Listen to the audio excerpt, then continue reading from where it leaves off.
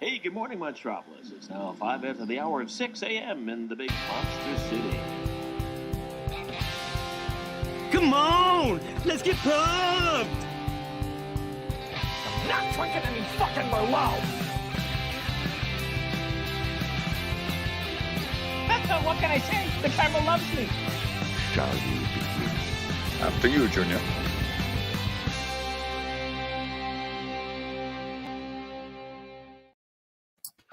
Hello, everybody, and welcome back to Logged It. This is the part of the show where I do the intro. This is the intro segment. Oh, we're getting all meta, self-referential, yak. Anyway, I'll drop that bit. Anyway, this'll be a fun one. This is meta movies.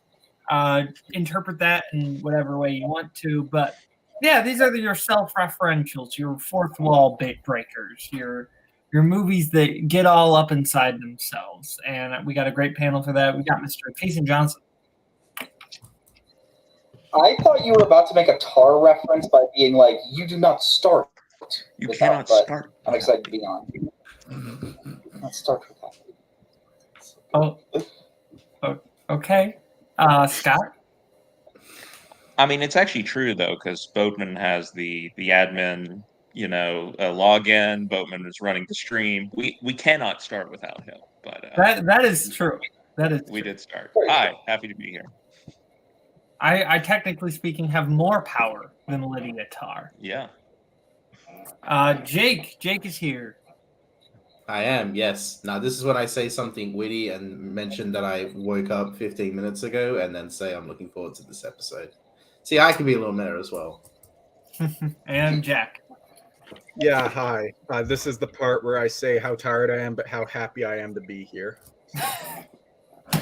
Anyway, this is the part of the show where we talk about our favorite and least favorite ones we log this week.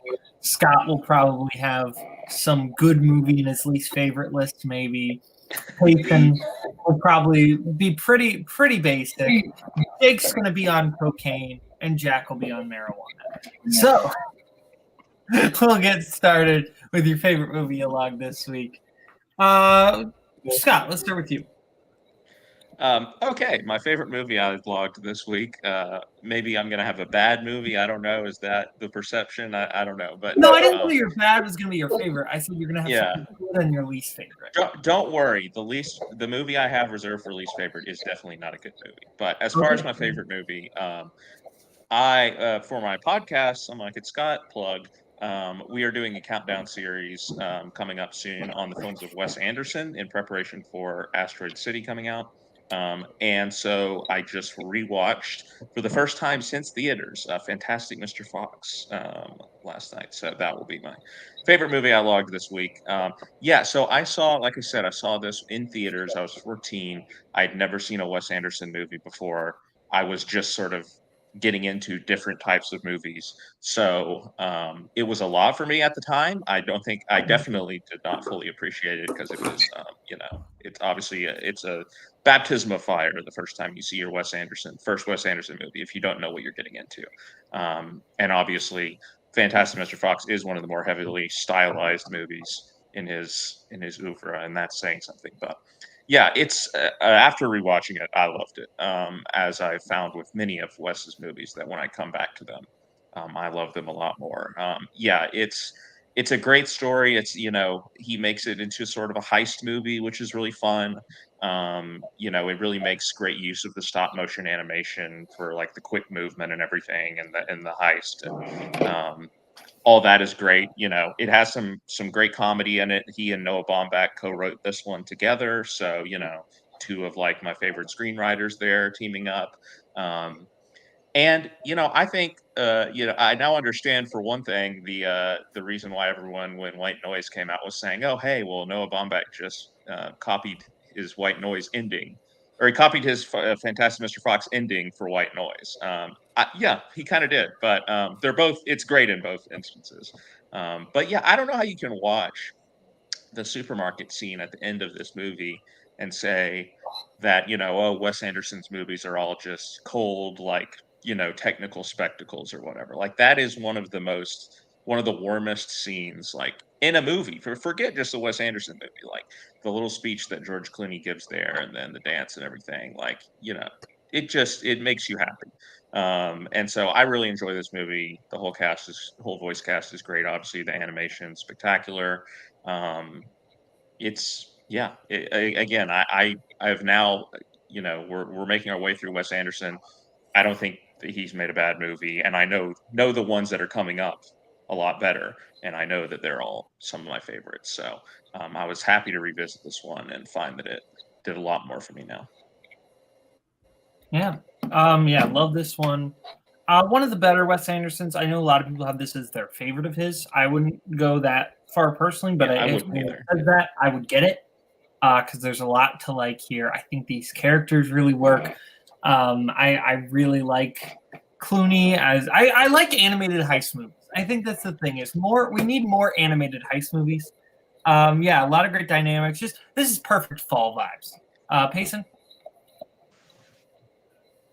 Yeah, this isn't my favorite Wes Anderson movie, but it's my second favorite. And I would stand by, I think this is his funniest movie, like joke for joke, like the stuff that is just the constant quips of all the characters I think are great.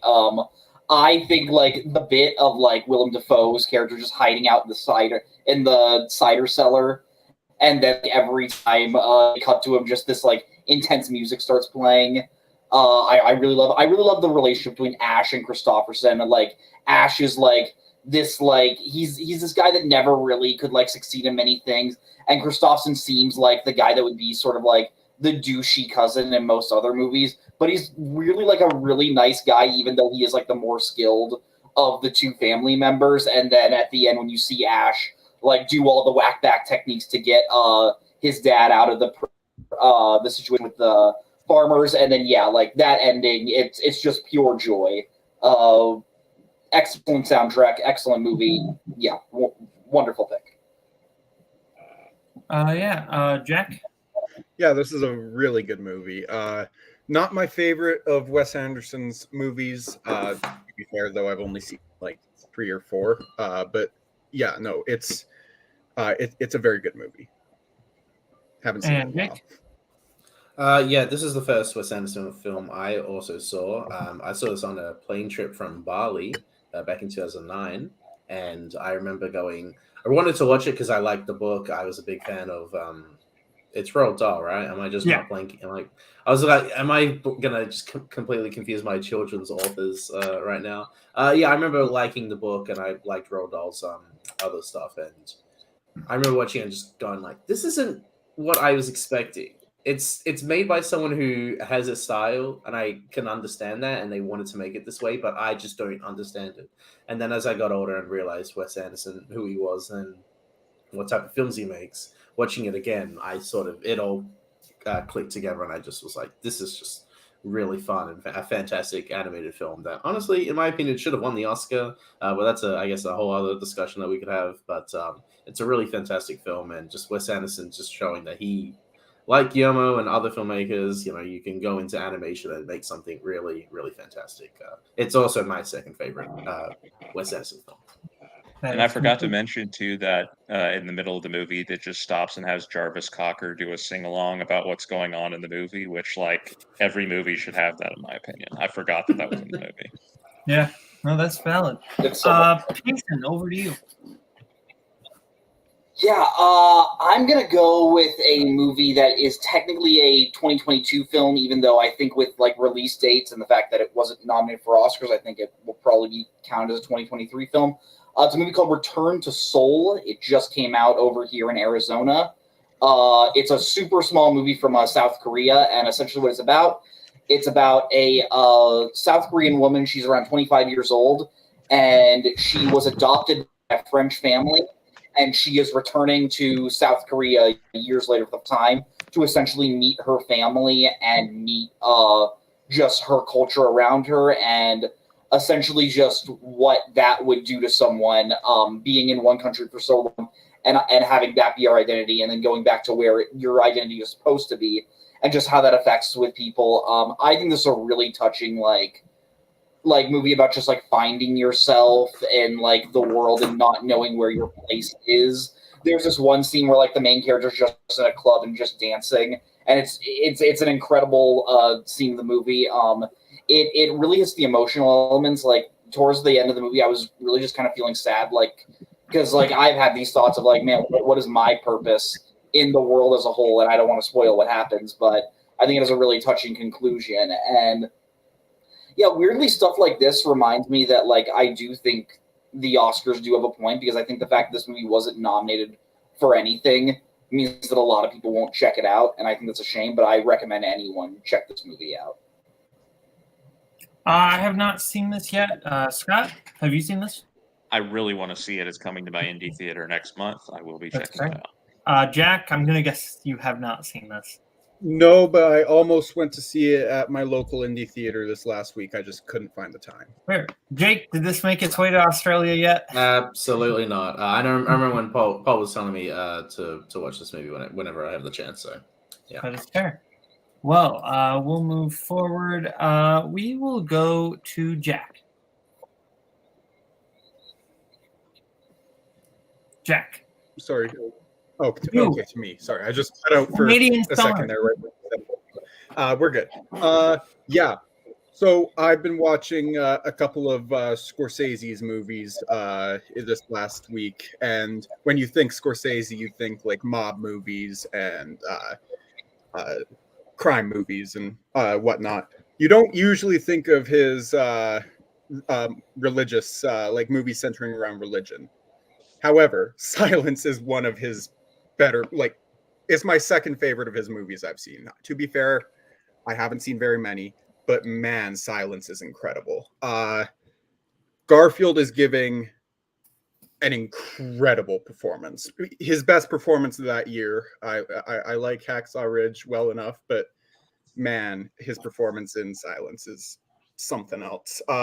It's one of the most emotional experiences I've had watching a movie in a very long time. I hadn't seen it since like 2016, 2017, whenever it was on Netflix up here at first. And I remember basically nothing about it, but I was absolutely emotionally destroyed by it this time around. Not that I wasn't last time, it's just I couldn't remember anything about the movie. And Kachuchiro is one of the most tragic characters I've seen in a long time. I love Liam Neeson's role. His small role that he's got in the movie, it's incredible. Yeah, I didn't expect to love it as much as I did, because I didn't particularly love it the first time I saw it. But man, what an incredible film. Silence is a fantastic film. It is. I hadn't seen it until 2 years ago, and I think it's fantastic. Like, it asks so many questions about faith and the nature of doing good, and it also just has incredible cinematography and great performances. I think Garfield, that might be his best performance, period. I think he is phenomenal in that movie. Liam Neeson's really good. And like Kieran Hines and Adam Driver are great. But yeah, fantastically well directed movie. I think it's only like my 9th favorite Scorsese, but like it's Scorsese, so like that doesn't mean much. Because like my 3 through my like 5 through 9 are probably all pretty interchangeable. But anyway, Jake, thoughts on Silence? There are Scorsese films I have seen, and there are Scorsese films I haven't seen. And Silence is unfortunately a film in the latter category. Wow. Scott? Yeah, I'm a disgrace. I haven't seen it either. I know. I really want to, though.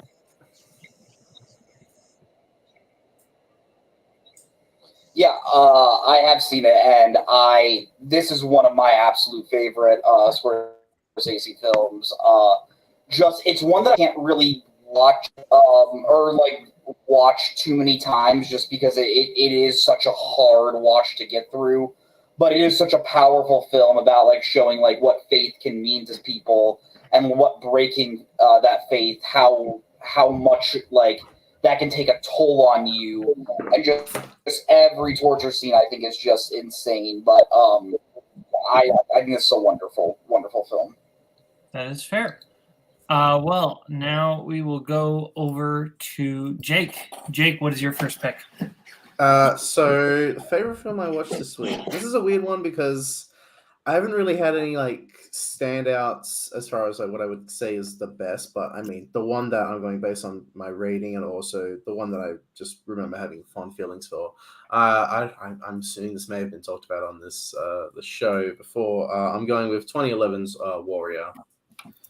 I just think that as far as my favorite movies to deal with just brothers and their relationships with their fathers, like Warrior is one of the best ones and one of my favorite ones. It's real. This should have made like so much more money and should have been way much more of an Oscar contender than it was.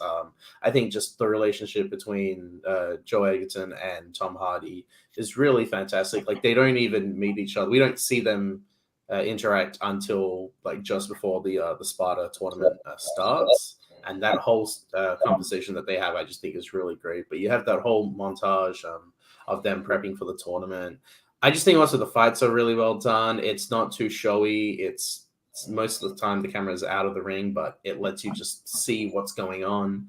And it's all these emotions heightened to 11, and you easy to connect to and easy to relate to. And the way Nolte also just like, I'm the crazy psycho who loves him in Hulk, but I'm not going to deny that I do love his nomination here for Warrior, and he is just truly fantastic in this film. I totally get with Cody on this. Just great stuff, and an ending that I just think is really triumphant. Like even regardless of, it doesn't really matter who wins at that point. The fact that they reconcile and their father's proud of them, I just think is really gets to what the movie's trying to be about. And yeah, the whole idea behind just brotherhood and just brothers is a really strong theme for this movie. Just absolutely fantastic stuff. And guys, remember Beethoven. Yeah. That took me a second to remember what you were referencing. This is a great movie, fantastically well-made movie. And I'm not a sports guy, and I really like this movie. I like how this is essentially like it uses the same setup as Heat, right? But just with a brother dynamic of you've got these two characters who are the best, and they rarely meet, and they've got their own conflicts going on, and they meet in one scene. But in this case, that one scene is really the emotional climax of the movie. And I think that's brilliant. And I also think like the way their fighting styles are different are really interesting. And like how they kind of represent themselves as people, I think is fascinating. So yeah, I'm not a sports movie guy, but this rules. Payson? I have not seen this one, but I really want to. Scott? Another one I've disgracefully not seen, Finding the Blind Spots. Jack? Yeah, sorry, Cameron Holzman, but I still have to see this movie. Well, I'm surprised we all haven't seen it. Yeah, that was I'm the one who's seen the sports. Yeah. I don't like him in that. Sports flag hanging on his wall hasn't seen it. What's even crazier is my favorite movie I logged this week is also a sports movie. Creed 3. I've really dug Creed 3. I will go as so far as to say it is my favorite Rocky film that is not the first one. I really dug Creed 3. I think that it, like Creed 1, I liked the emotional, like personal aspects in the same way I feel about the Rocky movie as a whole, which is I like Rocky the person. I don't really care that much about boxing. Creed 2, it was kind of the opposite. I cared more about the actual boxing stuff than I really cared about what was going on with Donnie. And then Creed 3, I feel like I cared the most about both of them. Like this movie, I think because they're so tied together and so much of it is about going back to Donnie's past and like kind of learning what's going on with Dane. And I think Majors is just so good and might be my favorite villain of the franchise. And that final fight is, I think, just so brilliantly done where we are visually like like this is not a spoiler, so I think it's okay to bring this up. There's a part in the fight where like, okay, fair enough. There's a part in the fight where jail bars are brought into the boxing ring to like visually represent different things, and we see them as like younger kids, and I think that is just so fascinating to watch. But yeah, incredible final fight. Yeah, I really dug it. Jake? Me?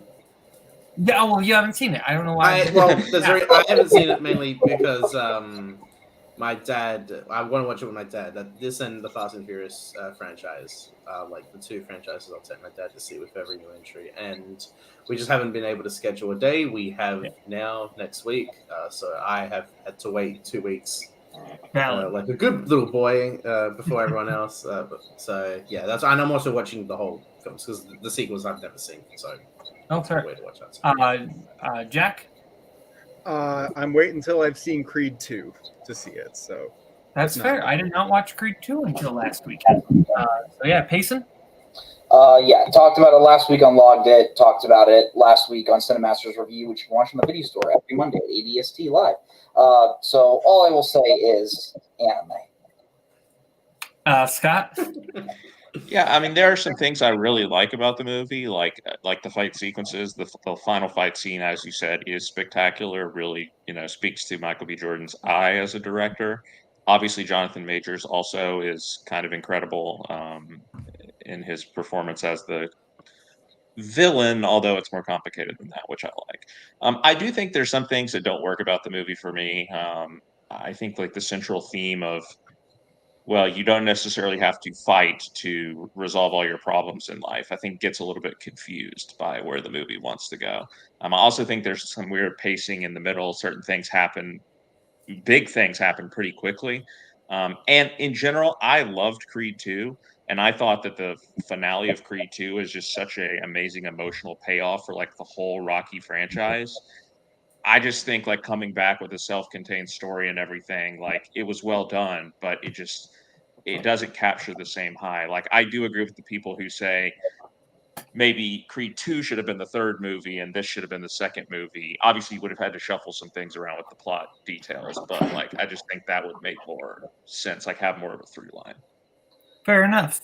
Well, now we go over to our least favorite movie we logged this week. Scott, we will start back with you. All right, so I'm exploring deeper into the filmography of one of my favorite actresses, Kristen Stewart, and there's some bad films in there. I'm not just talking about Twilight. There's a film that I watched from 2007, I believe, called In the Land of Women. Yeah, I don't know if any of you have heard of this movie, but it's directed by Jonathan Kasdan, who is related to Lawrence Kasdan somehow, maybe his son. But it's a very strange, very mid-2000s movie. In one regard, because it stars Adam Brody, right at the height of his OC powers, and he plays a guy he plays a writer for like adult films. And he decides he's not happy with his life. He goes to live with his grandmother in Michigan, who's played by Olympia Dukakis, ostensibly to take care of her. But instead of taking care of her, he ends up just like hanging out with the neighbors the whole time. The neighbors being Meg Ryan and her husband, Clark Gregg, and her daughter, Kristen. Kristen Stewart is her older daughter, and then there's a younger daughter as well. Very odd movie. One of the plot points is that like after Adam Brody arrives, Meg Ryan is like begging Kristen Stewart, her 16-year-old daughter, to take Adam Brody to the movies, and he's 27. And her, like I said, 16, 27. She's like begging her daughter basically to take him out on a date. Later, she takes him to a college party or to a high school party as like her date. And they also share a kiss. It's weird vibes. But also, another element of this movie is that Meg Ryan has breast cancer because, of course, it's just an overwrought 2000s soap opera drama movie. And the climactic scene, one of the climactic scenes is she's standing outside in the pouring rain.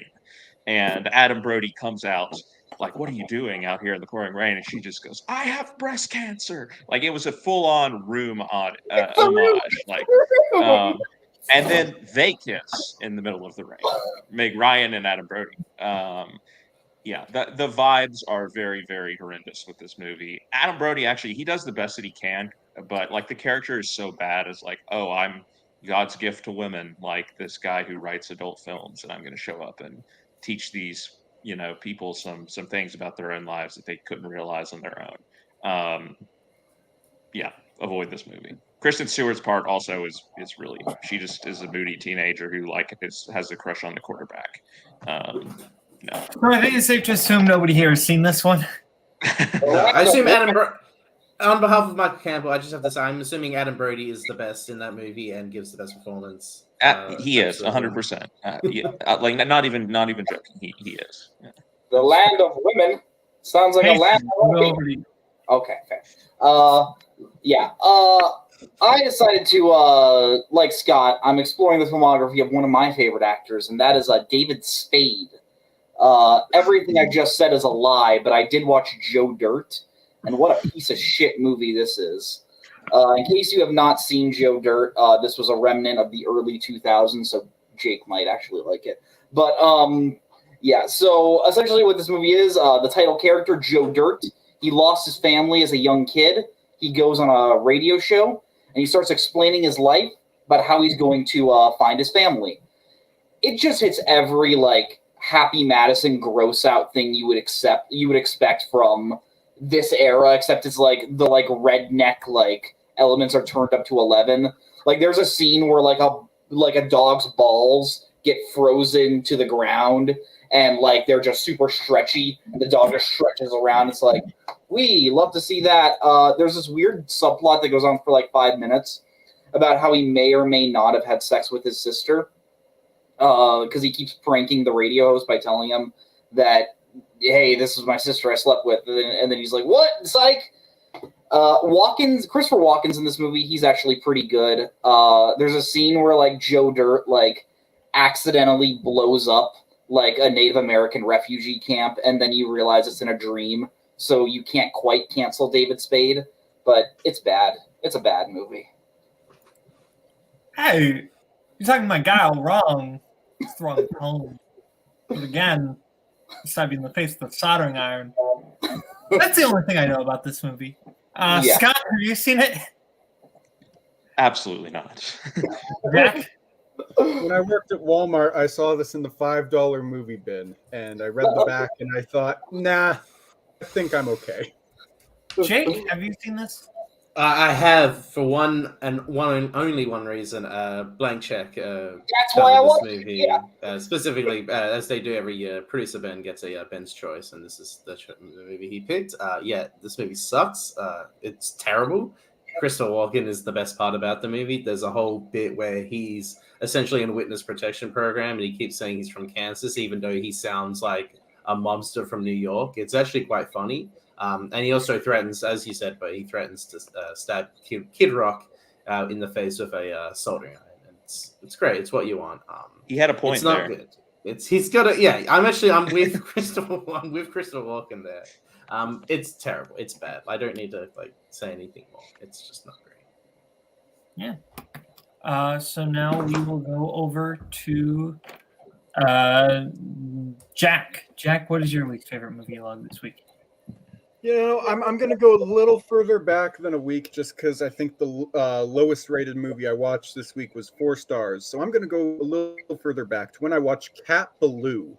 And my goodness, is this a piece of shit movie? I forget the dude's name. Lee Marvin, I think is his name. Won Best Actor for this movie, and that's a joke.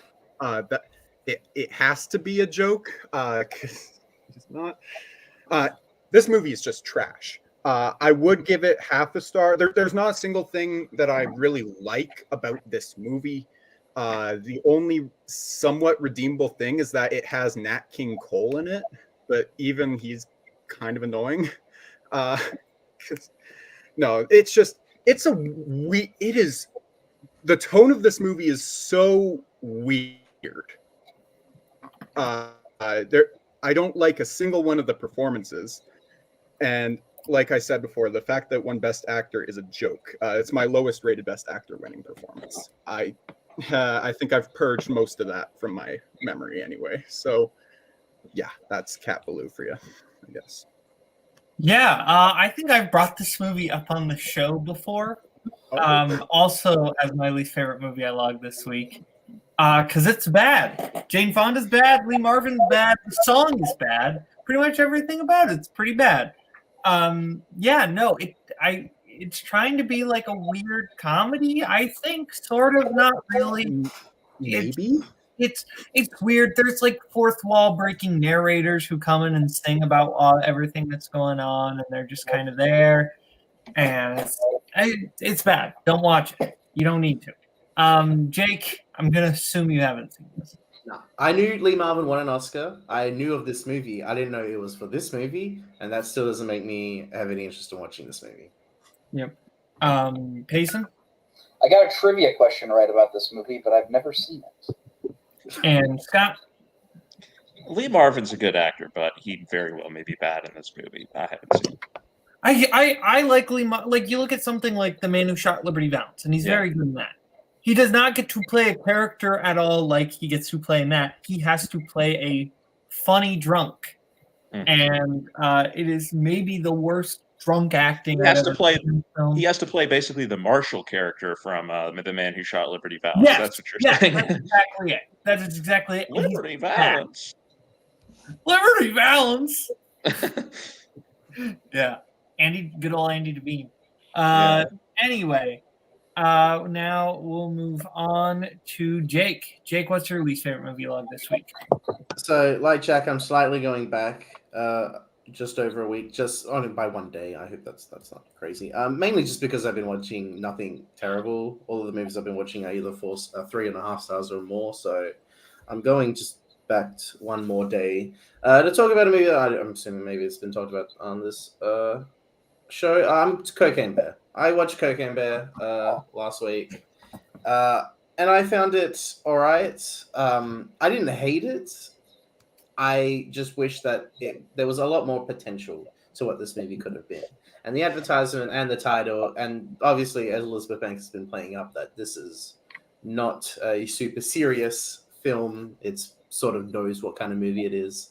And I agree to a certain extent. Half of the movie definitely has that sort of, we're just making something that's fun.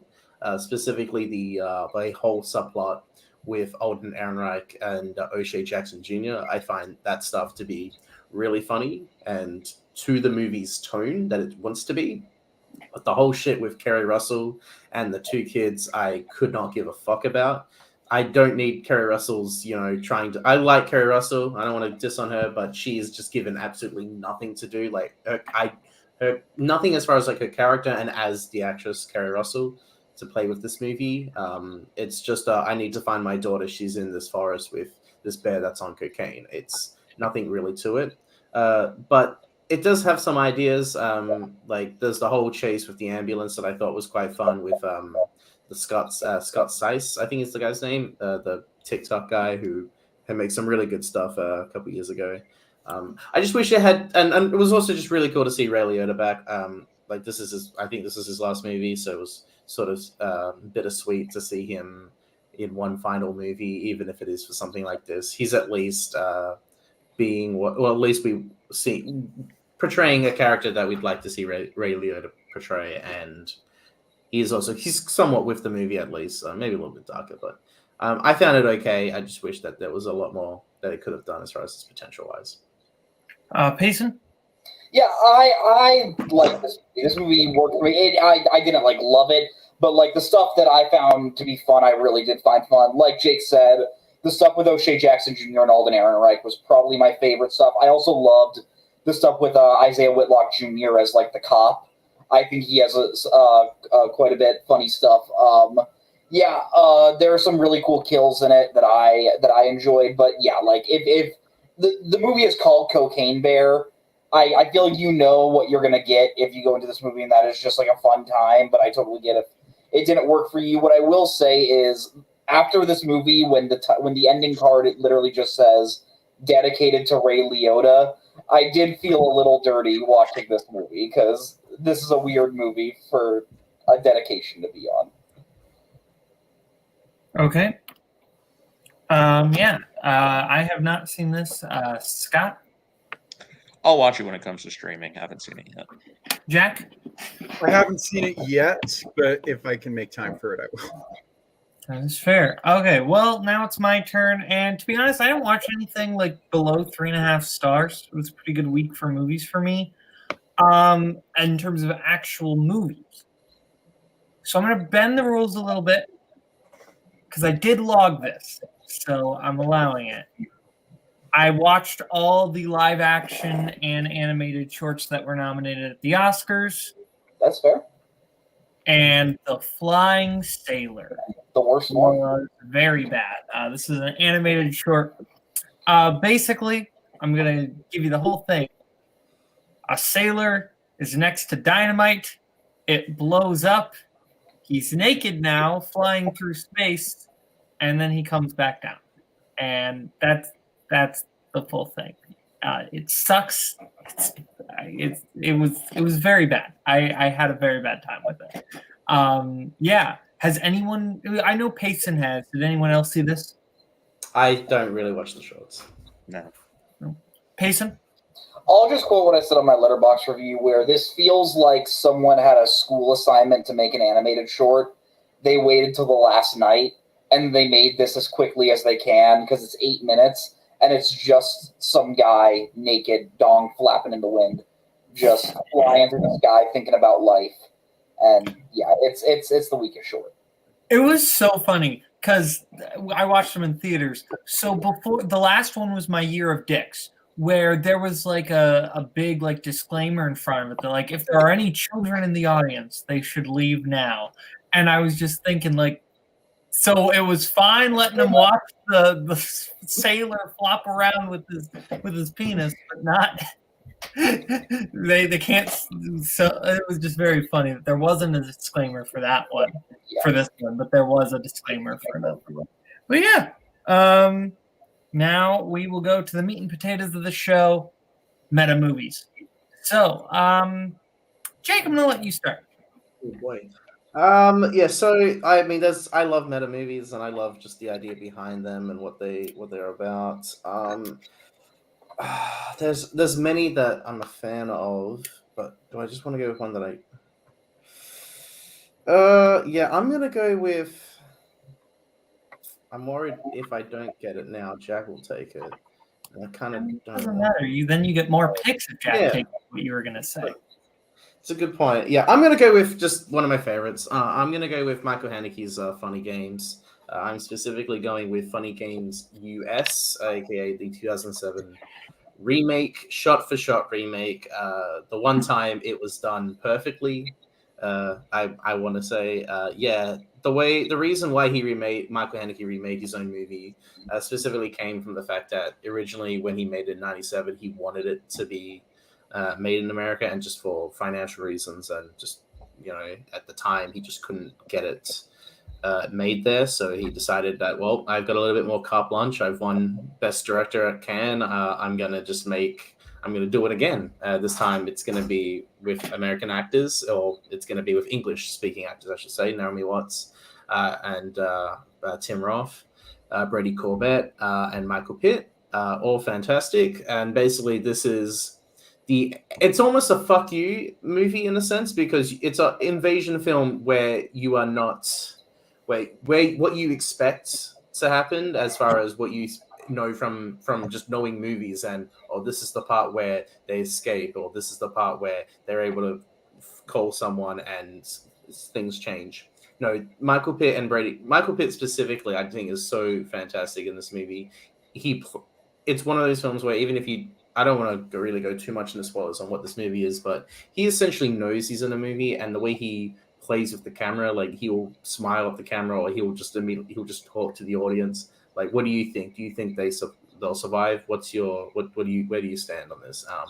And there's a moment 2/3 into the movie where it completely pulls the rug under you as far as what happens, and it's sort of dirty in that sense, but what the movie is trying to be, and also it's about just Americans' expectations on violence and not necessarily cliches, but how they view films, I think is really fantastic. And it's one of those films where you need an Austrian auteur to be able to, tell you like how movies are and how they can be easily manipulated for audiences. And it's just one of those films that every time I watch it, I just get more and more out of it. And I've seen the movie like 5-6 times at this point. It's just a fantastic film that I wish a lot of people saw.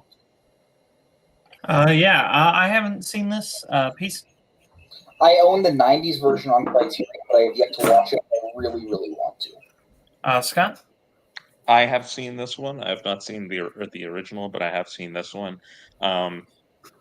It upsets me when you say you watch it you've watched it 5 or 6 times. That, I mean, I know you, Jake, so it's not that crazy, but for the average person, I feel like that would be crazy, just because it is very confrontational, and I appreciate that it is successful in what it is trying to achieve and well made, and I like all the performances. I mean, I love Naomi Watts and everything, so yeah, she's great.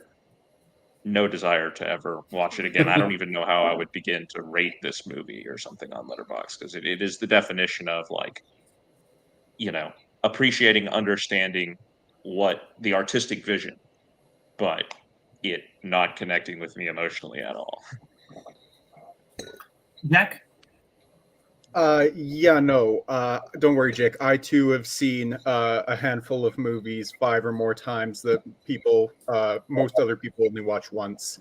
But no, I haven't seen this almost entirely because I've had the big rug pull of this movie spoiled for me. So after knowing that, I really didn't have much of a desire to watch it. So, and Jack, we'll go to you. What is your first pick?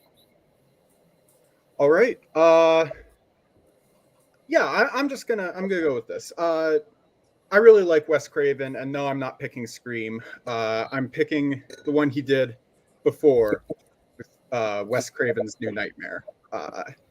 He's a director I really want to explore more from his filmography. I think this is a really interesting way to do a nightmare movie. Heather Langenkamp is back, and in this movie, and she's awesome. She's easily the best part of the third one, other than, of course, Robert Englund, but and of this one as well. Just an awesome way to do a new spin on the nightmare formula, and of course you have great performances from Robert Englund, who plays both himself and the Freddy Krueger demon figure. It's been a minute since I've seen this, but you've got another great performance from Heather Langenkamp in this. Everyone involved is great. Wes Craven's got a fun small role in this one, and yeah, it's got some of the best kills in the franchise. So it's definitely one of my favorite meta movies. I love this one. This is my favorite of the franchise. I think it's really great. And I think the thing that it works is it doesn't come off as jokey, right? Like, it's meta, but it still takes itself completely seriously. And it feels, honestly, in my opinion, more terrifying than any other nightmare movie. This idea of your fictional creation is now coming back to haunt you. And you really feel that with Heather Langenkamp's performance, because she is so good in this and seems so terrified, and nobody believes her and thinks she's insane. And she is so good in this, and she's just looking out for her son. So this is great. Payson? Yeah, I really, really like this movie. I've seen 3 Nightmare on Elm Street movies, aka the 3 good ones. And of them, this one is my favorite. I really do like how it gets into how it does get into the nitty-gritty of this franchise. I think Heather Langenkamp is great in this movie and probably the best performance she's had in these 3 movies in playing herself. I think she's really fun in this role. Yeah, I think this is a great pick. Scott? Yeah, I really enjoy this one. I think I still like the first one, the original, slightly more, but this is definitely a close second. Yeah, I agree with what everyone said. The meta elements are really great. It's cool to see him experimenting with this before Scream. I saw somebody saying that like the next Scream movie or going forward in the Scream franchise, they need to like do a New Nightmare style thing with like Nev Campbell or whoever playing herself, and go fully in on it, like as a homage to New Nightmare, which I think could be fun. I mean, they've done a good job so far of rebooting the Scream franchise. So I'm here for it. But yeah, this is a great one. Jake? I have always been a Freddy kid growing up. Freddy was my favorite of the slasher franchises from the 80s. I remember watching all of them in like a weekend. And weirdly enough, I watched it before Scream, not knowing that they were the same directors. But to be fair, I'm 11, 12 when I'm watching these. And I'm glad I did, because New Nightmare just is really, I was not expecting it to have this meta narrative that's completely just redefined what the whole idea behind the franchise was. I do think Heather Langenkamp is like fantastic in this movie. We're interesting, and this is something where life imitates art, imitates life sort of situation. She's in real life, she's married to a VFX artist, and in the movie, her husband is a VFX artist, which I find, just fully allowing yourself to into the art that you're making. Also, just Wes Craven. It's really cool that we get to see him in the movie, and he's playing himself. I'm like, I'm trying. New Line wants me to make another movie, and it's just all this sort of stuff where I'm just like, it's really cool that we get to see, how the sausage is made, so to speak, and how it really just parallels with the making of this movie in that sort of. Oh, and she gets the script. Oh, we've all seen it, right? So she gets the script at the end of the movie, and it's exactly how this movie plays out. Good stuff. Yeah, great movie. Yeah. So I believe that's everyone for New Nightmare. We're gonna go to me, and I know we've kind of mainly gone for movies that are, at least so far, kind of about the movies, and this one is still about the movie itself. But I'm going in a little bit of a different direction here. I'm kind of going with a film that's about product placement culture and about, kind of the corporate machine, while still representing that corporate machine in a really unique way, and especially in the way it uses its IP. I'm going with the 2001 film Josie and the Pussycats. Oh, which I know is maybe not what people expected me to bring up, but I think that this film is super well written, super clever, super meta. There are scenes talking about like mindless product placement, and then we cut immediately to a montage of mindless product placement.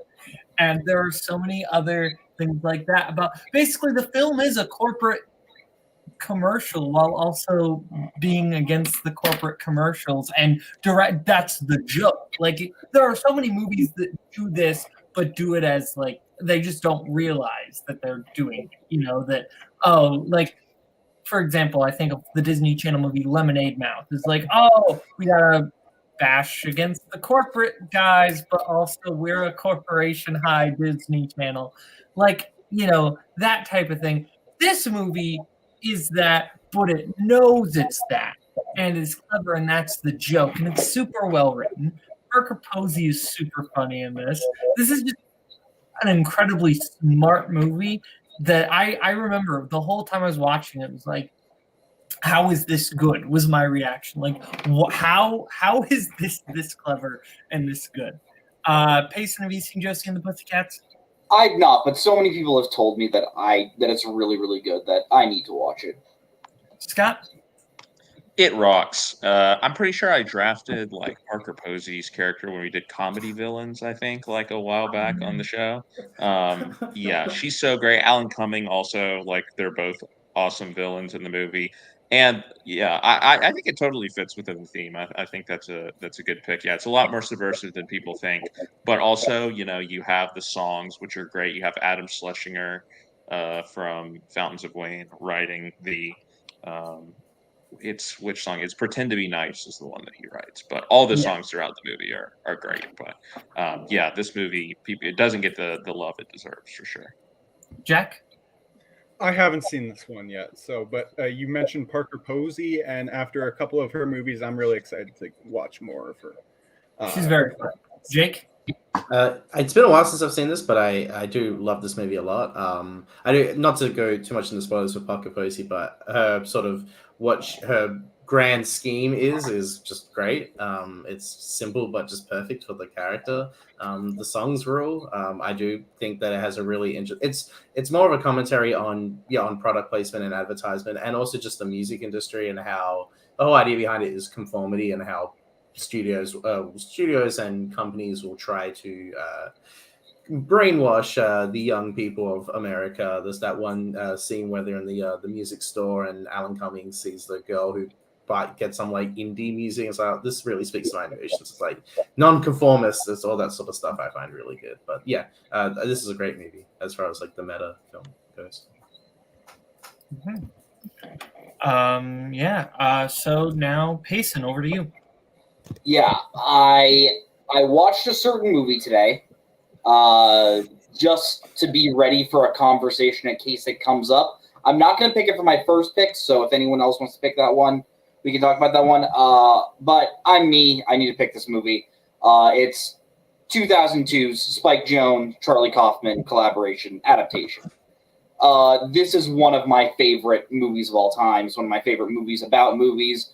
Just the pure fact that Charlie Kaufman was in a stage of writer's block, and instead of trying to adapt the book he was sent to write, he just says, fuck it, I'm just going to make a movie about my writer's block and just put this existential crisis I'm having into the movie. The fact that he writes his own character, he writes himself into the movie for Nicolas Cage to play Charlie Kaufman, I think is incredible. I think Nicolas Cage is great as both Charlie and Donald. Like, whenever the two characters are talking, you know exactly which character is which.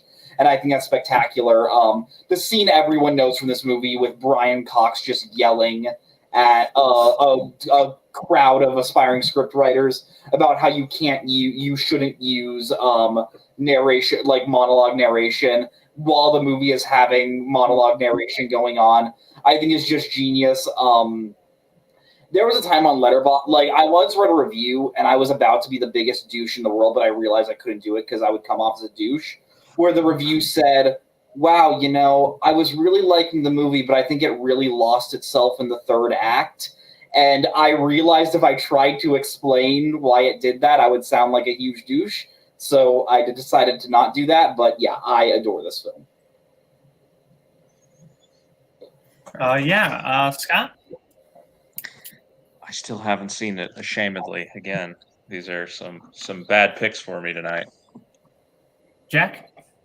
It's one that I really want to get to. I just haven't seen it yet. Jake? I absolutely love this movie. It's still in my top 100.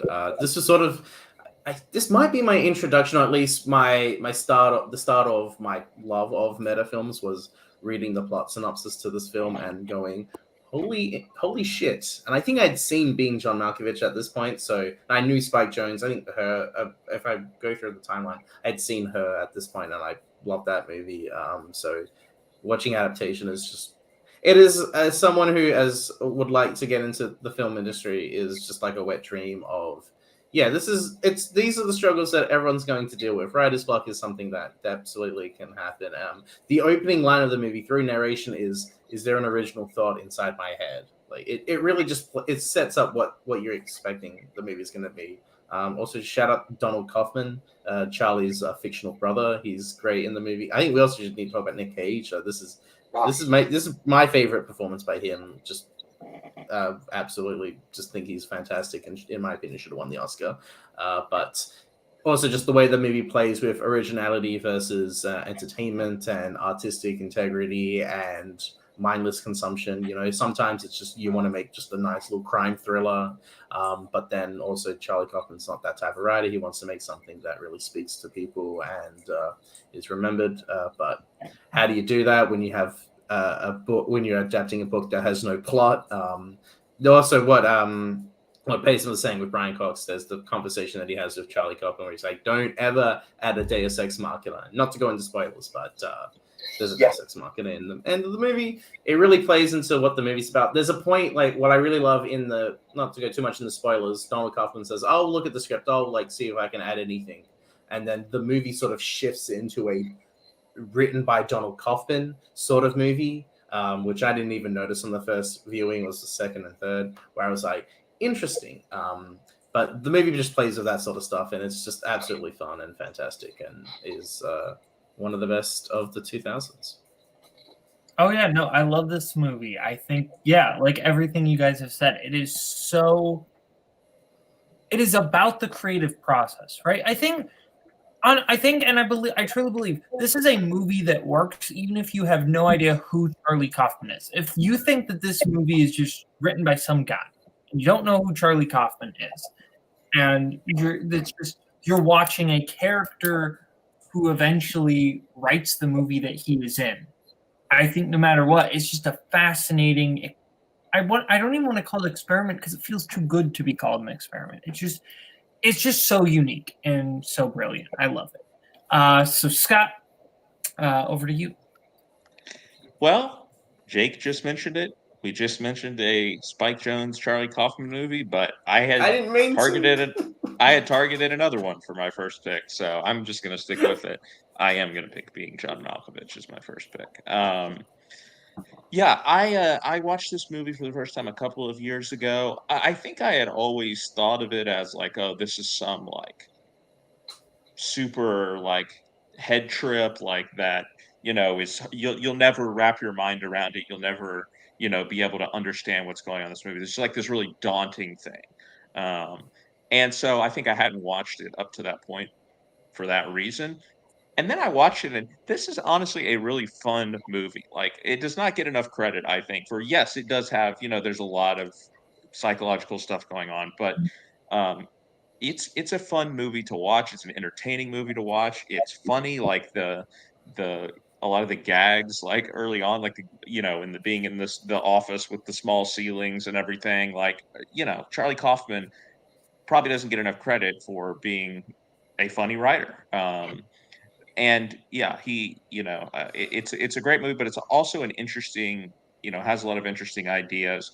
It's weirdly sort of ahead of its time about like body dysmorphia and like some of the, contemporary discourse on that sort of issue, and everything that's going on with Cameron Diaz's character, like wanting to be in the body of a man, basically, of John Malkovich. And then you have John Malkovich giving an amazing performance, honestly, like really just putting it all out there. Like, as he said, like about the role, it was a huge risk for his career because he was going to forever be associated with that, whether it was good or bad. And I can't imagine what it must be like to receive the script for this movie. And, right there on the front page is Being John Malkovich, and it's all centered around someone entering your head. And then John Cusack, the great story is that he told his agent to bring him the most unfilmable, like unproducible script that was out there, and he brought him this movie because he wanted to do it. It all works. Like it's a very strange, funny, and kind of beautiful movie in the end, about human existence, to put it very broadly. So I think if you stayed away from this movie because you think it's going to be like too daunting, again, like I said, give it a chance because it's honestly a fun movie. Like, you will enjoy yourself watching it while you're also thinking about the ideas in it. Malkovich. That was the other reason they picked him. Kaufman picked him because he liked the way that his name sounded. Which is honestly this is really good. I don't think I'm as quite big on this as some people are, but I do really like it. I think it's a really unique movie. I think the thing is, when it comes to weirdness in movies, I like my weirdness in spots, not all the way through. I think there are some decisions that are made that it feels like the whole movie is weird, and I kind of wish the weirdness was just at the more Malkovich, mind portal centric parts, and kind of not like just there's. I think the weirdness of a reality is enhanced when everything else feels normal, and I think with the weirdness of John Cusack's job and all these kind of other things, and Cameron Diaz, it's just kind of like we're bringing more weird into an already weird reality as opposed to adding weird into a normal reality. But it is still very good and a great pick. Payson? So, I was floating back and forth between being John Malkovich and adaptation. I adore this film. The fact that this is only my third favorite Charlie Kaufman film should show you how great of a writer he is.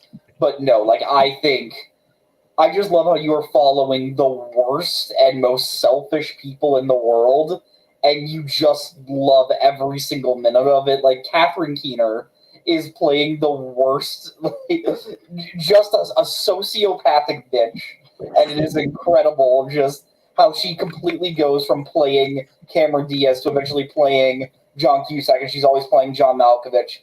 I love the scenes where John Malkovich is doing drugs with a certain other actor that is famous for doing drugs. I think it's a very funny scene, and I just towards the end, it's weirdly sad the more you think about it. You feel bad for what happens to Malkovich. Without spoiling, he gets screwed more than any other character, I think, in the movie, at least undeservingly so. Yeah. I adore this film. Yeah, that is completely valid. Over to Scott. That was my pick. Or Jack, I meant. I was looking at Jack. We're both right here, so that's fair. I've gotten exactly 2 reactions whenever I hear people talk about this movie. They either love it or they think it's one of the worst movies they've ever seen. So, and a couple of those people are in my family. So I have been steered clear of that movie up until this point. So, Jake. I love this movie. I remember watching it for the first. I think I watched this the day of that I was went to go see Her, because I was like, well, I haven't seen any Spike Jonze movies. I should probably see his first movie. And I remember not liking it. The way the movie ends was such a downer for what happens. I just I don't know if I can get with what the movie's going for. A couple years later, I rewatch it, and it all connects now. Now that I know where the movie's going, I sort of just understood what the movie was trying to be. There's also Charlie Kaufman is a genius. He just has so many ideas that you would never have expected. The 13th floor is, I think it's 13th and a half. It's literally half a floor, so everyone is on their knees. It's just one of those ideas that doesn't necessarily need to be in the movie, but the fact that he came up with it, and there's a story behind in the movie that they actually had the whole presentation of why there's just these ideas that you would just never have assumed would come into fruition, and the fact that he just was able to come up with it is just really, really fantastic. Not to get too much into spoilers, but there's a great YouTube video that I watch way too often with Jordan Peele talking about fan theories behind Get Out. And one of those theories was that it's connected to the Being John Malkovich universe. Catherine Keener is in both movies. And not to go too much into spoilers, but the way that the sunken place is sort of used is very similar to the way that people can be into Malkovich's portal. And Peele was talking about how he mentioned that to Spike Jonze at a party and chuckled. And so Peele was like, so in my opinion, it's true. But there's just really the ideas of what you can and also the fact that what's his name? I'm blanking on the guy's name. That's not Joan Cusack. It's John Cusack. The fact that he's a puppeteer, and that plays into the movie later in the movie, and how that sort of comes into play. And also, I always forget, but David Fincher plays a character in the movie. Yes. Brad Pitt has a small cameo For like 1 second. 1 second, he doesn't say anything. It's like he's been interrupted in the interview in that sequence. Yeah. But also, just Fincher just shows up. I mean, which him and Spike Jonze make music videos, so I know the connection there. But really good stuff. I would like to rewatch this movie. It was nominated for 3 Oscars and should have been nominated for more. Yeah. So now we will go over to I believe back to me. Yeah, to you. Yep. Yeah, I was thinking about this, and I kind of want to go a horror movie. I feel like horror is sort of the genre that really you can play with the meta-ness. And even though it's not particularly my favorite one of these type of movies, meta films, it is the one that I remember watching as a kid and being utterly confused. And the more I think about it and the more I watch it, the more I'm really into it. So Joe Dante made a very successful movie in '84 called Gremlins. And when given the opportunity to make a sequel, he was said, I want this amount of money. And the studio said no. And as they were trying to develop a script for Gremlins, they could not get it correct. So they thought, well, it must be Dante. Dante must be the reason why this movie works so well. So we'll just give him a shit ton of money and we'll give him carte blanche to do whatever he wants. He clearly knows how to make a Gremlins movie. And so here we have Gremlins 2, The New Batch, which is basically just making fun of the idea of making sequels, the corporate product films in factory sort of mentality, which is so relevant in today's film industry. The way the MCU is always critically mentioned as being just a factory producing sort of company.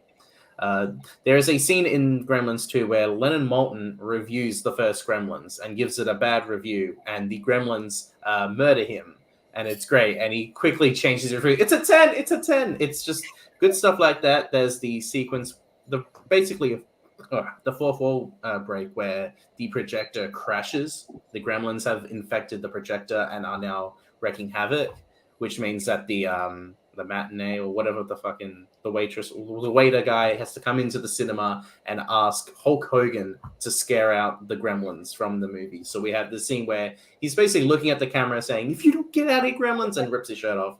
It's that shit. I mean, it's just one of those things where as a kid I was like, what is going on? Stuff like that I think is really fun. You have the great John Glover playing Clamp. Basically he's playing the Trump character, and the way he sort of just sees these Gremlins as like toys, like, oh, you tell me this, and I just see suction cups on their hands. Like, he has this whole mentality behind the corporateness of it. Really fun movie that's just really just a parody of the idea of making sequels, and it really just goes out there and it's not what you expect. There's a great little moment where the Bat Gremlin crashes through a wall and it makes the Batman logo like it did in the 60s. Shit like that I just think is really fun. And the movie's just it's not trying at all to be like the first movie. It even references stuff. There's the whole Phoebe Cates, like, just remember what happened on Lincoln's birthday, like the whole thing with Christmas in the first movie. And you have Gallagher just like, it's okay, honey, we'll stop. We don't want to hit the whole monologue. Good stuff. I think this movie is just super underrated and great film. That's fair. I have not actually seen this. I've wanted to though. But the thing that makes me hesitate is I almost want to watch this when I don't have the first Gremlins in mind at all. Because I do really actually love the first Gremlins, and I don't want to be viewing this as a sequel to Gremlins. I want to be viewing it as, like we said, a meta commentary on sequels. I feel like if I go into this looking for a sequel to Gremlins, I'm going to be very disappointed. Maybe that's incorrect. I don't know. Jason, have you seen this? Every time someone describes this movie like Jake just did, it sounds like the greatest movie of all time, and I really ought to watch it. Like, just listen to what he just said. That sounds amazing. Yeah. Scott? I haven't. I did know about the Leonard Maltin scene. That's like the only thing I know about it. But I haven't seen the first one either. So, Jack?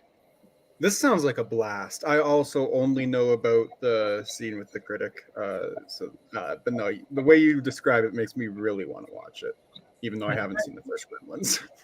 Well, Jack, we're going to stick with you. What's your first pick? My second pick, I think I'm going to go with the movie that Jake almost went with at the very beginning. And I'm not going to lie to you. It may or may not have been in my head for before the show. I rewatched it end of last year. Tropic Thunder. Ooh. Is this not what I the was one expecting? you- No. We'll say Well, then I have no idea what you were talking about. You could message me or something. I don't know. This is a blast of a movie. It's all about if you haven't seen this movie, it's a movie about these big Hollywood actors that are either some of the biggest stars on earth or really looking to rebound their career. All of them are in this war movie, and it's absolute chaos. It's about them trying to shoot this war film, and in order to do that, the director brings the 4 leads into the jungles in the jungle in Vietnam and leaves them there, saying they'll be watched. There's cameras set up everywhere, and then the director steps on a landmine and dies. And it's them trying to fend for themselves in the jungle while they're trying to shoot this movie. Ben Stiller's character goes on his own little side quest. There's a lot of great meta jokes and some incredibly funny performances from Jack Black, from Matthew McConaughey, who's in this movie for a little bit. Tom Cruise giving one of his, I'm not gonna lie, one of my favorite of his performances, just absolutely unhinged in this movie. And first time I saw it, I didn't even realize it was Tom Cruise until the credits. Just an absolute blast. Really fun movie that if we're being totally honest, wouldn't get made today. But yeah. Really, I do really like this one. Yeah, there are elements that in now, like you can see, like, yeah, no, that probably, but for the time, I think that this is an incredibly clever movie. Downey Jr. is really good in it. Ben Stiller's very good in it. The only weak link for me is Jack Black. I think it's the same problem I have a lot of the time with a lot of Jack Black roles, and it's not his fault, but like having Jack Black play a character who isn't supposed to be likable or charismatic is like having Muhammad Ali box with one hand behind his back. You are essentially taking away one of his greatest assets as an entertainer. Like that is, in my opinion, Jack Black is one of the most like charismatic, likable people, and you are making him play against his own strengths. And he's like the one element of this movie that doesn't work. But yeah, no, everything else is like iconic and great. The one scene that we can't talk about, but it's a very well written scene though, but it has that thing though. So yeah. Anyway, Payson, over to you. Thoughts on this movie? Once again, shamefully haven't seen it. Oh, fair. Wow. Scott? I saw it many years ago. Don't remember too much. I remember thinking it was funny. I'm not, big on these types of comedies, so I haven't revisited it. But yeah, good pick. Jake? Fantastic film. I think it's great. I love it. I do love the whole idea behind just parodying specific type of actors. You have Robert Downey Jr. is parodying Russell Crowe, Daniel Day-Lewis. You have Ben Stiller playing the sort of Stallone action guy, which is sort of like, that's, in my opinion, that's the thing that doesn't, like, I can't see Ben Stiller as the action guy. Like, that's just not what he is. No matter how hard he can try, even though he directed this movie and wrote it. Jack Black's playing the Chris Farley, Eddie Murphy comedic type of character. Like, there's some really good ideas. Even shout out Brandon T. Jackson, who like doesn't do anything anymore. He's really funny playing the LL Cool J, Jamie Foxx rapper turned actor. Sort of. His name's Al Pacino. Like it's It's literally like that. The movie opens with his fucking like a commercial of Booty Sweat and Bust a Nut. Like it's great stuff, and that's a song that I like still remember to these days. Good stuff. And yeah, Tom Cruise is also really great. There's the whole part where they're talking with Flaming Dragon. It's like, who is this? Find out who that is. Like they just do not remember who Flaming Dragon is. I think that's really funny. But yeah, I don't break character till I do deep. Tobey Maguire's cameo in the opening best- trailers is fantastic. Best Also, MTV Movie Award Best Kiss. Tony Maguire. Yeah. It's over to me. So there, I don't know if I would qualify Who Framed Roger Rabbit as a meta movie.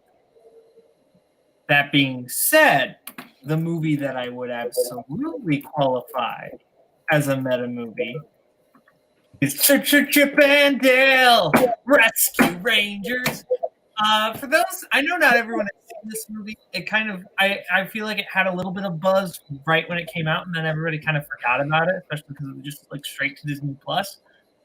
I think this was great.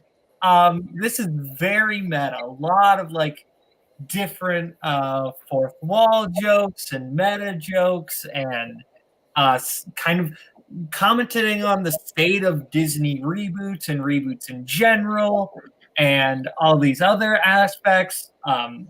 Ugly Sonic, which is one of the funniest. Like, how did they even come up with that? Like, to put him in this movie, I think that's funny. Yeah, no, I think that this is just so clever. And then the way that the film also has like a dramatic edge that is still meta with Peter Pan. And the way you kind of realize that it's a little bit of a commentary on how Disney treats child stars. It's actually kind of hypercritical of Disney and the way that they treat child stars. And I think it's very specifically when you think of how Disney treated Bobby Driscoll after he got older. And I think that it's who voiced Peter Pan. So I think it's a really fascinating movie. I think it's super funny. I really like it. Payson, have you seen this?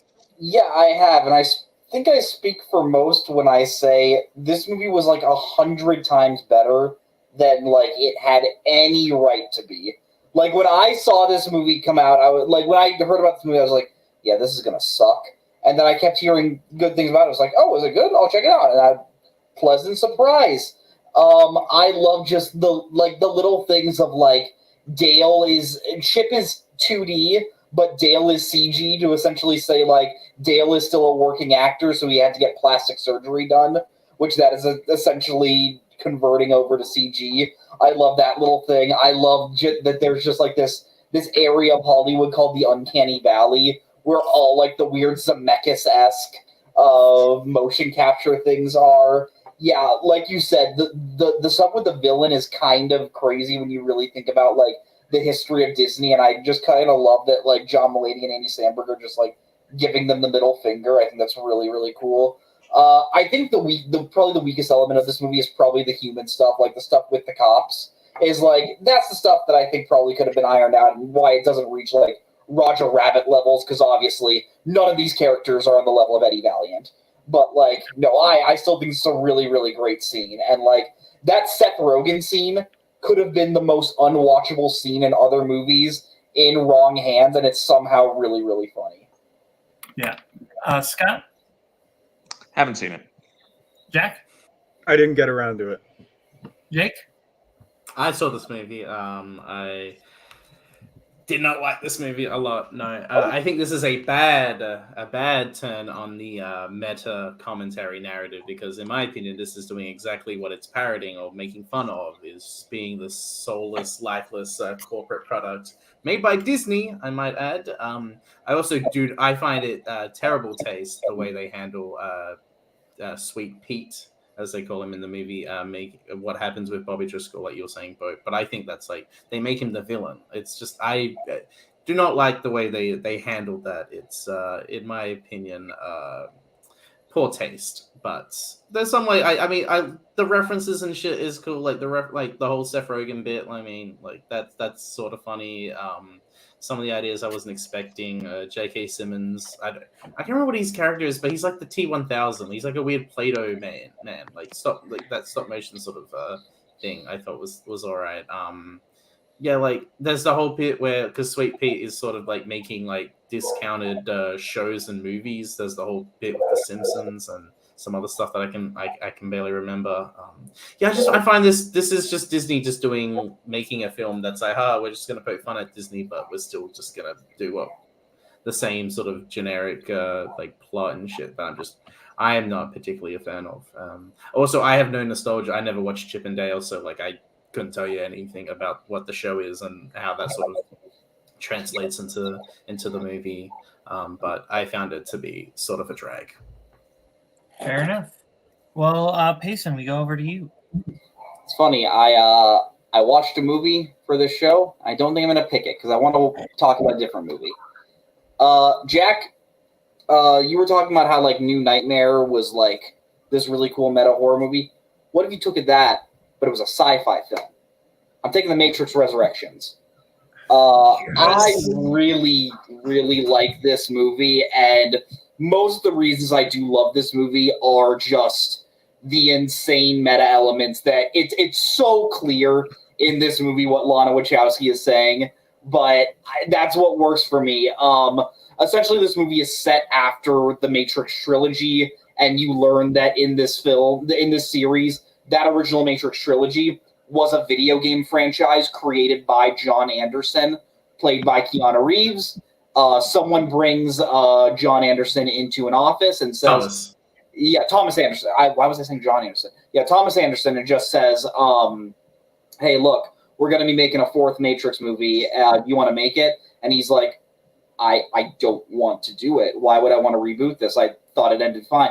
And the producer's like, well, we're going to make it without you, but we just thought we'd ask you beforehand. And you know exactly, watching that was probably the conversation that Lana Wachowski had making this movie. And then as the movie goes on, like New Nightmare, you start to realize that Thomas Anderson may have actually been Neo the whole time. And the love between Neo and Trinity, essentially the love between Lana Wachowski and the character she created, bring them together in order to like save the world. Just these little elements, like Chad Stahelski makes a cameo as a man named Chad. Handsome Chad is he's in the credits. Handsome Chad. And wouldn't you know, the character is a total Chad. Like, he's so cool. Chad Stahelski plays a man named Chad who is a total Chad. It's awesome. The credit song is the same as the original Matrix film, except this time it's sung by a woman to essentially reflect that Lana Wachowski's transition, which I think is super, super cool. I know this movie didn't work for some people. This worked for me. I still have not seen this, but I think you convinced me now. Yeah. I did. The problem is I don't want to watch the sequels in between this one. I want to watch this one. I don't want to. I've heard you have to watch Reloaded and Revolution, and I don't want to watch. Reloaded is good. Reloaded is awesome. Reloaded has its moments. Scott? Yeah, this is my favorite Matrix sequel. I really enjoy this movie. I like that. Basically, Lana Wachowski is just like saying "F you" to the people like me who like the Trinity and Neo romance is like my least favorite part of the sequels, and she's just like, F you, we're going to give you more of that and less of the, bullet time action sequences like that. Everyone is like, oh, The Matrix, I love the action sequences or whatever. Like, this movie is noticeably, like, there's plenty of action in it, but it's not as revolutionary from a visual perspective as, like, the original movies were. And I think that a point is being made there that, hey, I intended this to be like a love story all along, and so we're going to cement that in the end. And when Trinity and Neo like fly away at the end, it's kind of a moving moment. So yeah, this movie's great. Does not deserve the hate that it gets in some circles. It is. It's such a ridiculous pacing movie with just the wearing its heart on its sleeve. I love it. Jack?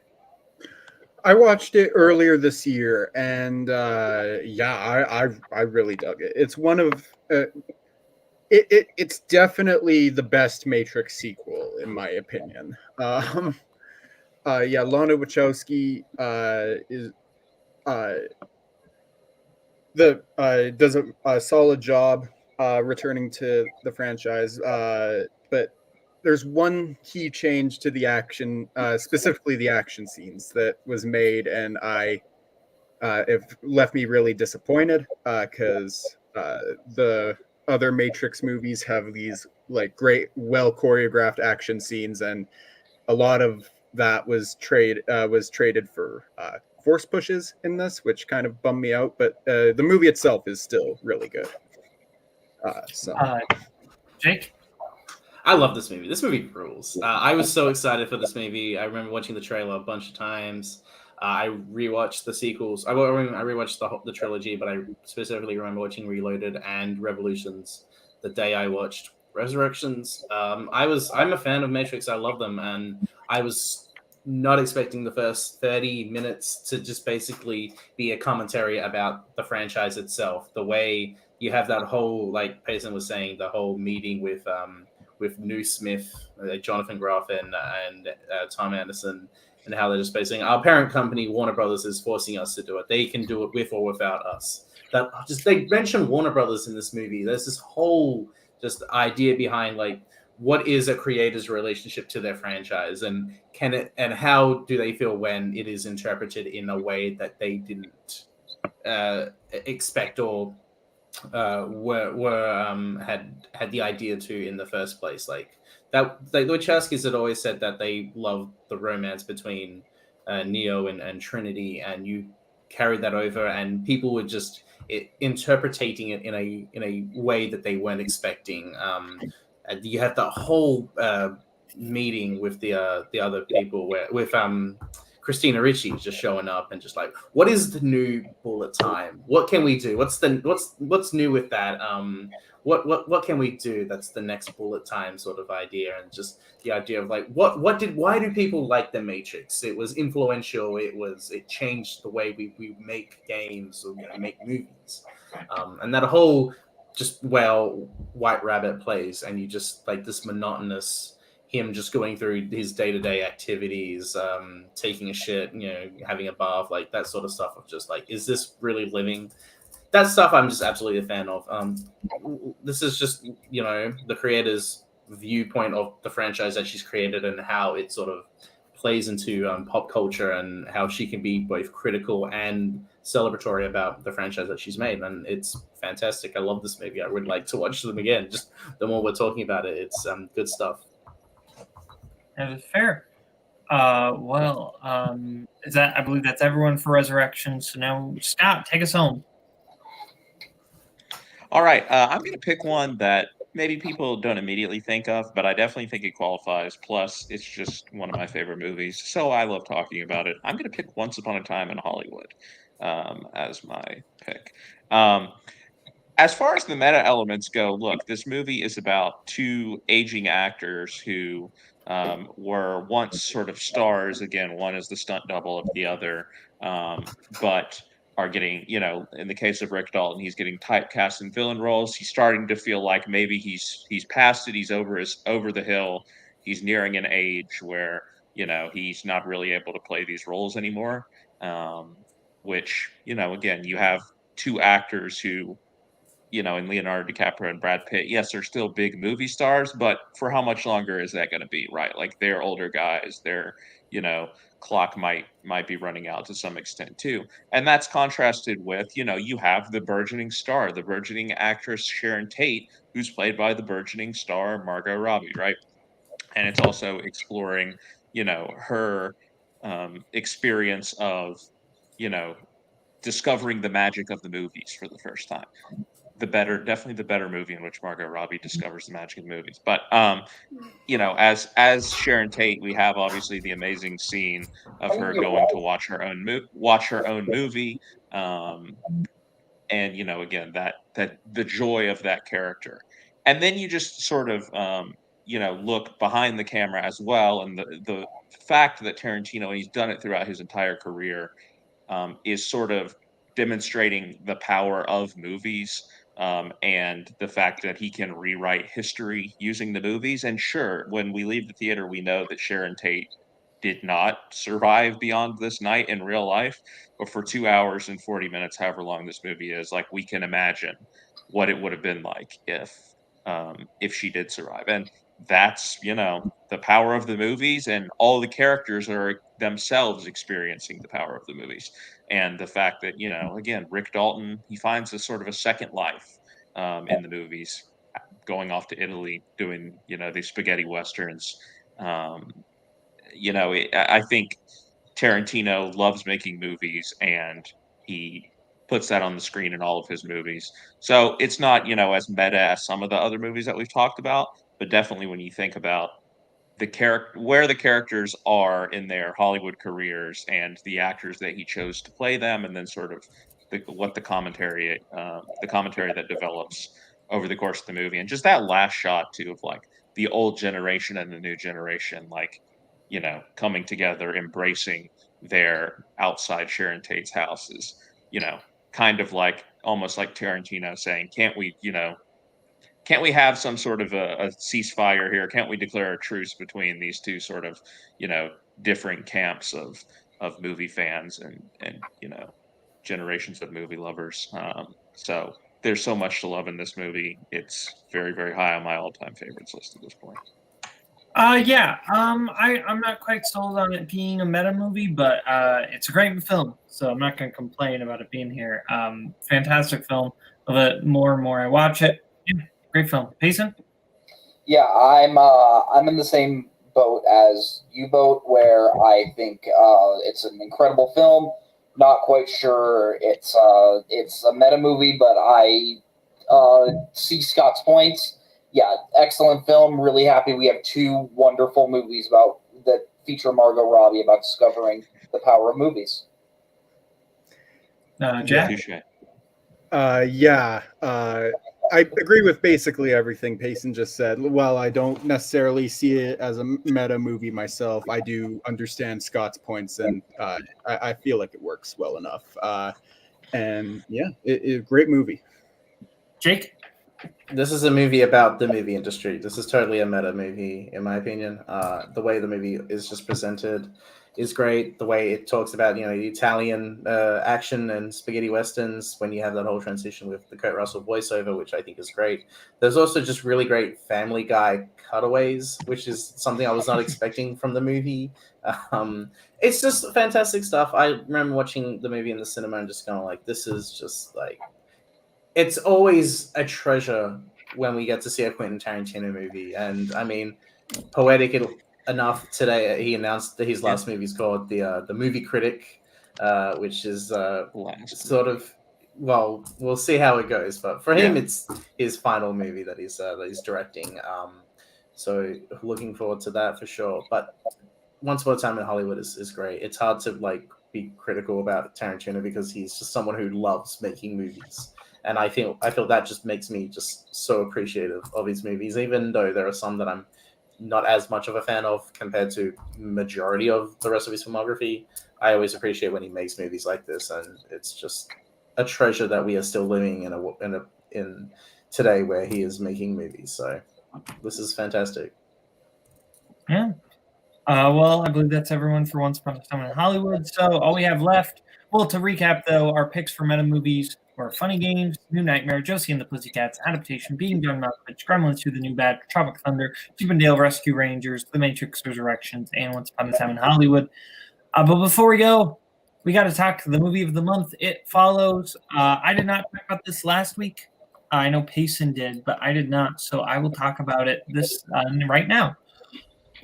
I'll be honest, I was a little disappointed in this one. I mean, I don't know if I would say disappointed because I knew this wasn't really in my wheelhouse anyway, but kind of hearing how everybody talked about it last week, I got a little on board, and it is a well done horror film.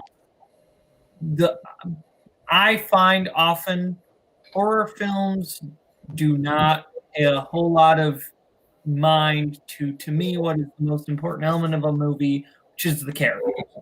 And I did not particularly the characters weren't bad per se, but I particularly didn't care about Jay or any of the other characters in the film.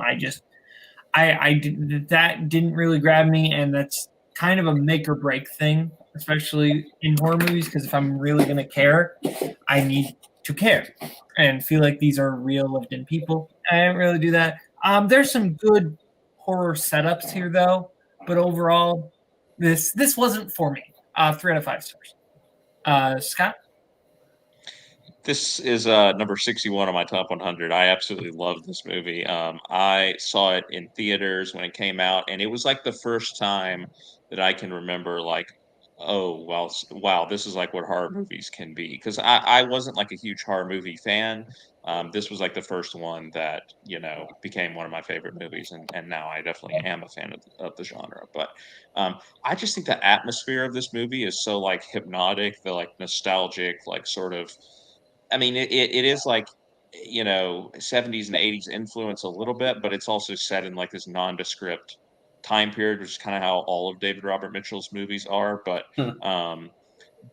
yeah, I just like found it like hypnotic, like the intoxicating, like the cinematography, Mike Jalakis, like the widescreen cinematography is so gorgeous to look at in a horror movie. Obviously, the score by Disaster Piece is amazing.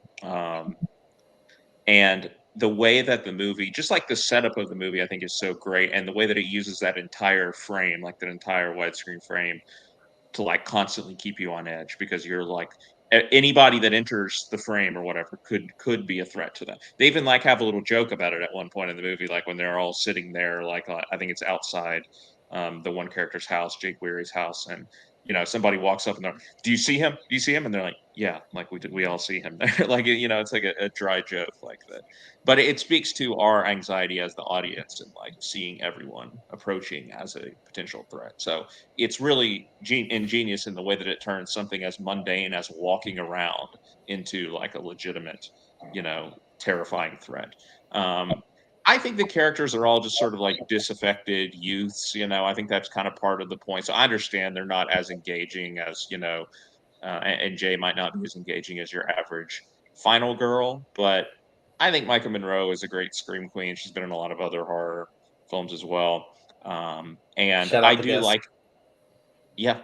Kirk was commenting on it last week, but I do like that the movie, a lot of people talked about it being like, oh, an STD allegory or whatever when it came out, which I don't think is the point. I agree with what Kirk was saying, which is that, coming of age is sort of the specter that is lurking behind them throughout the entire movie. And I really love the ending of the movie when she is walking with, can't think of his. Yeah, Paul. They're walking along, and now they've kind of like gotten together and they're holding hands or whatever. And you see in the background someone approaching, but like they're not afraid anymore. They're not like even looking over their shoulder or anything, because they have sort of overcome the specter of coming of age. They realize they're going to be able to make it through this together, and that's really like the important thing. So it's kind of a touching ending in its own way, even though it's like, you have someone approaching in the background. Love this movie. Love all of David Robert Mitchell's work. He needs to come back to us. I am sad about what happened with Under the Silver Lake, the distribution, and then what happened as far as it seems like with his career, with that movie just kind of coming and going. So we need you back, David Robert Mitchell. He makes such interesting and beautiful movies to look at, and this is definitely one of them. 5 stars. Jack? I was not. I was added to this yesterday, and I didn't have time to watch it. Fair enough. Jake? I love this movie. I remember watching it back in 2015, 2016, and thinking it was really good. I mean, what Scott was saying was, as far as, and what was mentioned with Kirk last week, you can definitely see the subtext of, oh, it's a movie about, getting an STD or that sort of metaphor. And I feel like that is definitely a way you can interpret it. I mean, that's how I interpreted it when it came out. But that's the great thing about films, is that that film can be interpreted in multiple different ways. And the more ways a movie can be interpreted, the more I see the movie being a fantastic film that just doesn't get old. I rewatched it last night, and I just had a great time. I was just more invested in the way the movie presents itself and the way that the characters try to figure out this problem for Jay, especially since most of them don't even know what is actually going on. The fact that they can't even see the entity, whatever it is. I love that the movie never goes too much into detail. We just find out from the guy, I can't remember the guy's name, but just like, I got it from a girl in a bar. I don't even remember her name, but like, she could have been the original person, and I just pass it on to me. I don't know. Like, I just have to pass it on to someone else and just make sure that that I don't get attacked by this creature. We have the whole opening that just sets up like what this creature can do. So good. Where you have, which is sort of like a I don't want to say a parody, but sort of a reference to 80s movies. She's running in high heels and she's trying to like evade the creature while she can get in a car. You have that nice little moment where she calls her parents and just says, "I'm sorry, I've been like just a shit to you guys." And then she's just dead in the morning. You see her leg like sticking. Yeah. Up It's a really like frightening image. But not going into too much into spoilers because I know Jack hasn't seen it. But when we see it or whatever it is kill someone, it is so just like shocking because it's essentially like it's raping Greg, the neighbor. Oh, spoiler shit. But sorry, Jack. But the way it's just like the way it's presented and you got the lights flickering. It's just like so just it feels disgusting, but like I mean that's the whole idea behind the creatures, that it's like it's killing people just through this like train. I think they say like a carriage. Also just shout out the camera work. I think it's just one of the best like horror movies as far as like the camera work goes, the cinematography. Like Scott was saying, the way that the camera is so uninterested in just focusing on certain characters and will just. There's that one shot when they're at the school where they're trying to find the guy that Jay was dating, and the camera work is just this whole 360-degree spin, and you can see someone outside just walking close, but it's like it's never interested in just focusing on that. It's just what is going on in the scene, what we're focusing. It just doesn't have any specific one singular focus. I think the camera work's just like fantastic, and you can like Shyamalan picked up the guy when he was making Split, like Michael Galakis, and then he makes other movies for Shyamalan and still did Under the Silver Lake. Yeah. Really, really good stuff. I love this movie, and just the ending also is great. The ambiguous nature of it, like, is that it? We don't know. Just good old cut to black and the disaster piece score. I was noticing on this one specifically. Last thing I'll say is just that it's obviously got that 80s Carpenter synth influence, but it doesn't go so far to where I'm just thinking about that. It's its own piece of music. I would nominate for the Oscar, but there's that little reference of John Carpenter where you hear the of the Halloween, which I really like. I can't remember when it is, but I think it's when she's in Greg's house. I can't remember specifically the moment, but I remember hearing that, just going, "Damn, that's really good." So yeah, good stuff. Four and a half stars for me. 4.5 stars. Okay, well, that'll be it for today. Thank you everyone for watching. Thank you to Jake. Thank you to Jack. Thank you to Scott. Thank you to Peterson. Thank you everyone for watching. This has been Logged It. See you next time. In case I don't see ya. Good afternoon, good evening,